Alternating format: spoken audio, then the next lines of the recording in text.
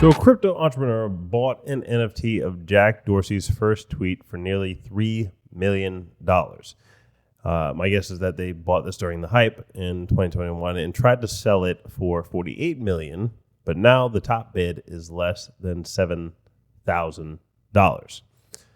So what does this mean for the NFT space at large? What does it mean for this investor? What does it mean for you? A lot of people might take this and say, "Oh, look, see, I told you that NFTs were useless, and it's all hype and all that stuff." Those people really don't understand NFTs at all. What this was, people have realized that this picture of a tweet is more subjective than anything. The value of that is just subjective, which is fine. If people like Picasso or they like Van Gogh or they like, I don't know, a bunch of different artists that people tell you are famous, then they can feel free to pay that much for the art. However, the real value of NFTs comes from the utility that comes alongside them. So let's say that this Jack Dorsey's first tweet came with yearly meetings with Jack Dorsey, or quarterly, whatever that is, like meetings with Jack Dorsey where you get to discuss your ideas and sit down and have lunch with him, and or go play around the golf or whatever that is. That's now adding value to the NFT. The NFT is just to certify that you are the verified owner of this NFT. Like, we can go look in your wallet and see that you own this, or your profile, or depending on the site, that you own this NFT and this was the original NFT. Like, if somebody goes to try and make a fake one, well, we can track it back to the source and say that this was not the original NFT. So the technology behind the NFT is really the benefit of it. The blockchain technology behind it is the benefit behind the ownership of the NFT. What people, the mistake that this investor made is that, one, he overpaid. He clearly overpaid for it, or that he didn't sell it soon enough. So if you're gonna do that, like if you're gonna try to trade NFTs, and again, we're not giving financial advice on this channel. Do your own research. But if you're going to do that, you need to make sure that there's liquidity and that you're not buying at the top. So buying at the top means that you're left with the bag. Clearly, that there was a bull market and people were starting to pay too much for things. So you bought up here, and now prices started to come down. You spent this much money on it, so you don't want to lose all that money. But now people see that, maybe I'll give it $7,000.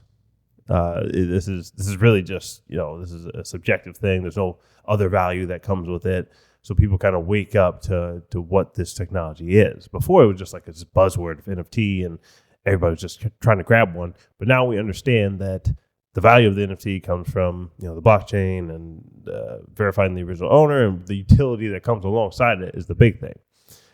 So, unfortunately for this fellow, he had $3 million to spend. So I hope he didn't spend his last $3 million. I highly doubt that, but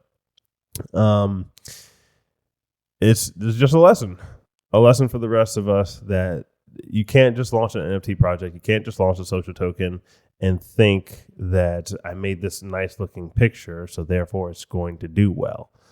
The value of it, and I see this happen with people who have 1 million followers or 5 million followers, versus some who might have like 30,000 followers and their projects do way better, is because they understand the technology. They understand what they are supposed to do with it. Just because you have a lot of followers, just because Jack Dorsey's name on it, is not what makes it valuable. What makes it valuable is the utility of the NFT.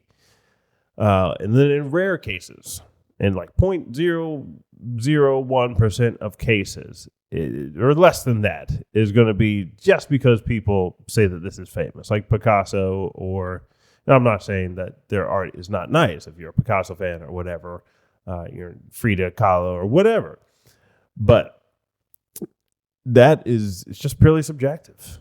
So you have to find those people. You have to like kind of convince those people that this is the value. Whereas if it has all this other utility, then you can more plainly show like, no, this is the value of this. If you're not going to use that value, then I'll use it. Like you would be happy to keep the NFT if you got if you had these quarterly meetings with Jack Dorsey and you were like a business person and you want to pitch them some ideas or you want to talk about your ideas and, you know, Jack can connect you with his friends. Like that is of real value.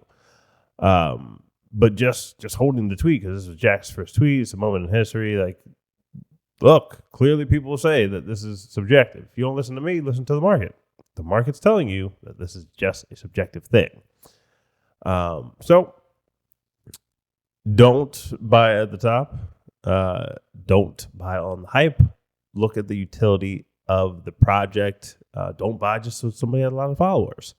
Look at the utility of the project. What are they going to do to make this NFT valuable a year from now, 2 years from now, or this social token? What are they going to do to make this valuable in the future so that I'm not just trying to trade this thing? I want to find projects that you can hold. And if you want to trade, you know, by all means, you can trade. But you need to have at least, or you should, in my opinion, not advice, it's my opinion, what I do, find some projects that you can hold long term so you don't have to worry about trading all the time. You want to have some that you can hold long term, a portion of your portfolio.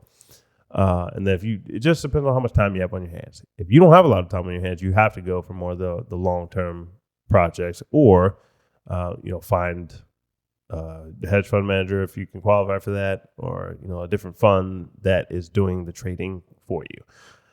So contact your financial advisor. Don't just listen to people on the internet. Do your own research. Listen to your research when it comes to financial matters, because we are not financial advisors. So thanks for watching this video. You guys can always grab some free social tokens on socialtokennews.io just for signing up for a rally.io account. So if you have not grabbed those yet, they're literally free. You are not going to do something smarter after this than going to get those free tokens. It takes like 30 seconds. So go do that. Hit the subscribe button. Hit the like button. Let me know what you guys think in the comments of this video, and I'll catch you guys in the next one.